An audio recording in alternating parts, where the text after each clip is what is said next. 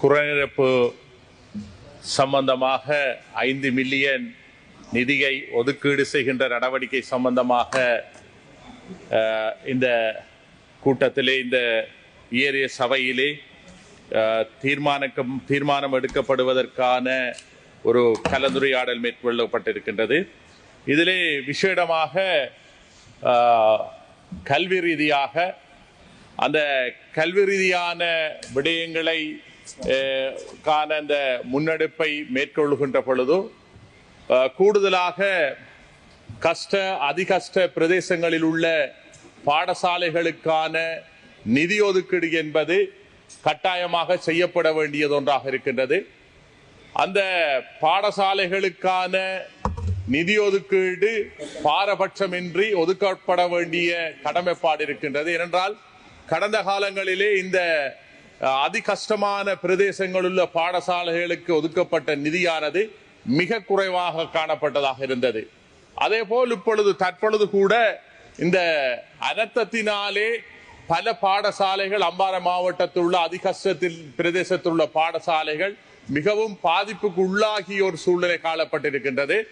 அந்த பாடசாலைகளுக்கு செல்வதற்கான வீதிகள் கூட உடைந்த நிலையிலே செல்கின்றது. அதனால் மாணவர்கள் அந்த பாடசாலைகளுக்கு செல்வதிலே மிக சிரமம் ஏற்படுகின்ற ஒரு துர்ப்பாக்கிய நிலை ஏற்பட்டிருக்கின்றது.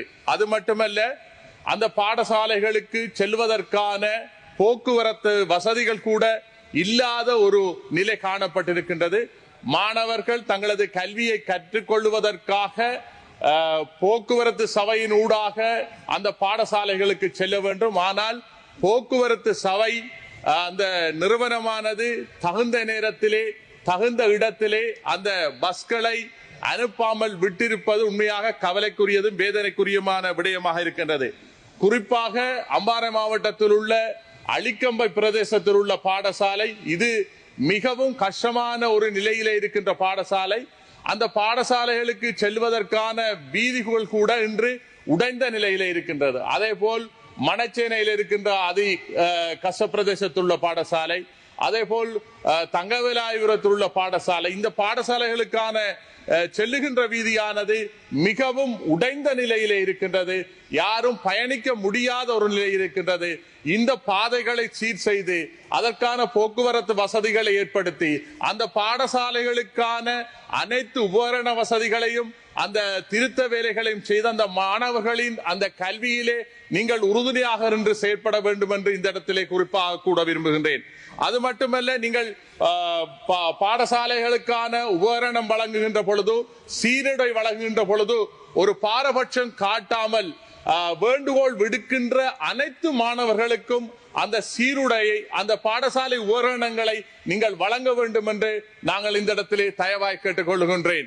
ஏனென்றால் நீங்கள் தனிப்பட்ட ஒருவருக்கு வழங்குகின்ற பொழுது அங்கே 2 பிரிவினர்களுக்கு இடையே ஒரு பாரபட்சம் காட்டப்படுகின்ற ஒரு துர்ப்பாக்கிய நிலை ஏற்படும். ஆகவே வேண்டுகோள் விடுக்கின்ற அனைத்து மாணவர்களுக்கும் அந்த பாடசாலை சீருடையை வழங்கும்படி இந்த இடத்திலே தயவாய் கேட்டுக் கொள்கின்றேன். அது மட்டுமல்ல, கல்முனை வடக்கு பிரதேச செயலகத்திலே அந்த வடக்கு பிரதேச செயலகத்துக்கான பிரதேச அபிவிருத்தி குழு தலைவர் இவ்வளவு காலமாக கிட்டத்தட்ட 25 வருட காலமாக அந்த அபிவிருத்தி குழு நியமிக்கப்பட்டிருந்தது. டிசிசி சேர்மன் நியமிக்கப்பட்டிருந்தார். ஆனால் இன்று இந்த ஆட்சி வந்த பின்பு அதற்கான அந்த அபிவிருத்தி குழு தலைவர் நியமிக்கப்படவில்லை. அம்பாறை மாவட்டத்திலே இருக்கின்ற 20 பிரதேச செயலகங்கள் இருக்கின்றன. அதிலே கல்முனை வடக்கு பிரதேச செயலகம் ஒன்றாக இருக்கின்றது. ஆனால் இற்றவரையிலே கடந்த காலங்களிலே தொடர்ச்சியாக அபிவிருத்தி குழு அங்கே இயங்கி வந்தது. அதற்கான தலைவர் நியமிக்கப்பட்டிருந்தார். ஆனால் இன்று ஏதோ ஒரு மாயமாக மறந்ததாக பார்க்கப்படுகின்றது. அந்த மக்களுக்கு அநீதி இழைக்கப்பட்டதாகத்தான் நான் பார்க்கின்றேன். அங்கே கிட்டத்தட்ட 47,000க்கு மேற்பட்ட மக்கள் காணப்படுகின்றார்கள். அந்த மக்களுக்கு அந்த ஒரு பாரபட்சம் காட்டப்பட்டதாகத்தான் நான் இதனை பார்க்கின்றேன். தயவு செய்து 29 கிராம சேவகர் பிரிவுகளை கொண்ட ஒரு பிரதேச செயலகம், 322 ஆளணியை கொண்ட ஒரு முழுமையான ஒரு பிரதேச செயலகம், பிளானிங் ஆபீசர், பிரதேச செயலாளர் உட்பட அனைத்து வசதிகளையும் கொண்ட பிரதேச செயலகத்துக்கு அதற்கான அந்த பிரதேச அபிவிருத்தி குழுவை நியமிக்காமல் விட்டதற்கான காரணத்தை நீங்கள் தெளிவுபடுத்த வேண்டும். உடனடியாக அந்த மக்களுக்கு நீங்கள் அந்த அநீதி இழைக்கப்பட்டிருக்கின்றது, அந்த மக்களுக்கு நீங்கள் நிவாரணம் வழங்க வேண்டும். அது மட்டுமல்ல, குறிப்பாக ஏனென்றால் நீங்கள் இந்த விடயங்கள் என்னென்றால் உங்களுக்கு கூடுதலாக அந்த மக்கள் தேசிய மக்கள் சக்திக்கு கூடுதலான வாக்குகளை இந்த தமிழ் மக்கள் அளித்திருந்தார்கள் அம்பாறை மாவட்டத்திலே. ஆனால் இன்று அந்த மக்கள் வெட்கி தலைகுனிகின்ற அந்த நிலைமைக்கு உள்ளாக்கப்பட்டிருக்கிறீர்கள். தயவு செய்து அதனை நீங்கள் கருத்தில் கொண்டு அதற்கான நிவாரணத்தை நீங்கள் வழங்க வேண்டும் என்று இந்த உயரிய சபை ஊடாக கேட்டுக்கொள்கின்றேன். அது மட்டுமல்ல, குறிப்பாக அண்மையிலும் கூட நான் நினைக்கின்றேன் 2 வாரங்களுக்கு முன் எங்களது மதிப்புக்குரிய கௌரவத்துக்குரிய ஜனாதிபதிகளுடன் கூட நாங்கள் அந்த திருக்கோவில் ஆதார வைத்தியசாலை விடயமாக கதைத்திருந்தேன். அதே போல் சுகாதார அமைச்சருடன் நான் இந்த விடயம் சம்பந்தமாக கதைத்திருக்கின்றேன். ஆதார வைத்தியசாலையாக கிட்டத்தட்ட 100 வருடத்துக்கு மேல் பழமையான ஒரு ஆதார வைத்தியசாலை. இந்த வைத்தியசாலைக்கு இருக்க வேண்டிய ஆளணி என்பது இல்லாமல் இருக்கின்றது. அது மட்டுமல்ல, கிட்டத்தட்ட 26 வைத்தியர்களை கொண்டிருக்க வேண்டிய அந்த வைத்தியசாலைக்கு தற்பொழுது 8 வைத்தியர்கள் இருக்கின்றார்கள். 5க்கு மேற்பட்ட வைத்திய நிபுணர்களை கொண்டிருக்க வேண்டிய அந்த வைத்தியசாலைக்கு இன்று ஒரு வைத்திய நிபுணரும் கூட இல்லாத ஒரு துர்ப்பாக்கிய நிலை காணப்பட்டிருக்கின்றது. அங்கே கோடிக்கணக்கான பெறுமதியிலான ஆபரேஷன் தியேட்டருக்குரிய அந்த வைத்திய உபகரணங்கள் இருக்கின்றன, அதுக்குரிய ஏனைய விடயங்கள் இருக்கின்றன. ஆனால் அங்கே கட்டிடங்கள் இல்லாத ஒரு துர்ப்பாக்கிய நிலைக்கு தள்ளப்பட்டிருக்கின்றது. அதாவது கோடிக்கணக்கான வைத்திய உபகரணங்கள் அந்த வைத்தியசாலையிலே முடக்கப்பட்ட நிலை இருக்கின்றது.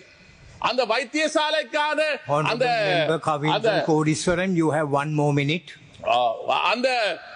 அந்த உபகரணங்களை வைப்பதற்காக அதை இயங்க வைப்பதற்கான நடவடிக்கையை சுகாதார அமைச்சர்களின் முன்னிருக்கின்றார்கள். தயவு செய்து நடவடிக்கை எடுக்க வேண்டும். நீங்கள் அந்த இடத்தை கட்டாயமாக நீங்கள் பார்க்க வேண்டும். உங்களது அதிகாரிகளை கட்டாயமாக நீங்கள் அந்த இடத்துக்கு நீங்கள் வர வைத்து அதனை உடனடியாக அதனை பார்த்து அதற்கான தீர்வை வழங்க வேண்டும். அது மட்டுமல்ல, அங்கே அநேகமான விடயங்கள் அந்த வைத்தியசாலையில் இல்லாத ஒரு நிலை காணப்படுகின்றது. குறிப்பாக அந்த வைத்தியசாலையிலே வைத்தியசாலையில இருக்க வேண்டிய பிபி, மற்றது பீடியாட்ரிஷியன், அதே போல பிஓஜி, சர்ஜன், அனஸ்தெசிஸ்டிக், இப்படியான விடயங்கள் அந்த இடத்திலே அந்த கன்சல்டன்ட்மார் இருக்க வேண்டும். ஆனால் அந்த இடத்திலே கன்சல்டன்ட்மார் ஒருவர் கூட இல்லை. கூடுதலான உயிரிழப்பு அந்த பிரதேசத்தில் ஏற்பட்டிருக்கின்றன. கிட்டத்தட்ட 57,000க்கு மேற்பட்ட மக்கள் தொகையை கொண்டது. ஆனால் இதெல்லாம் மிகவும் பாரதூரமான ஒரு கவலைக்குரிய விடயமாக இருக்கின்றது. அதே போல அங்கே operation theatre, blood bank, physiotherapy unit, dialysis unit போன்ற அந்த கட்டிடங்கள், அதாவது அதுக்குரிய உபகரணங்கள் இருக்கின்றன, கட்டடங்கள் இல்லை. ஆனால் அதற்கான பெரிய தொகை கட்டடங்கள் அமைப்பதற்கான பெரிய தொகை தேவைப்படுவதில்லை. உண்மையாக அதனை ஒரு 5 மில்லியனுக்குள் கூட அந்த கட்டடங்களை தற்காலிகமாக நீங்கள் செய்து முடிக்க முடியும். ஆனால் அது கூட அந்த வளங்களை வழங்குகின்ற அந்த செயற்பாடு கூட ஒரு பாரபட்சம் பார்க்கப்பட்ட ஒரு நிலை காணப்படுகின்றது. ஆகவே இதனை கருத்து கொண்டு சுகாதார அமைச்சர் அவர்களே, நீங்கள் தயவு செய்து அந்த இடத்துக்கு நீங்கள் விஜயம் செய்ய வேண்டும்.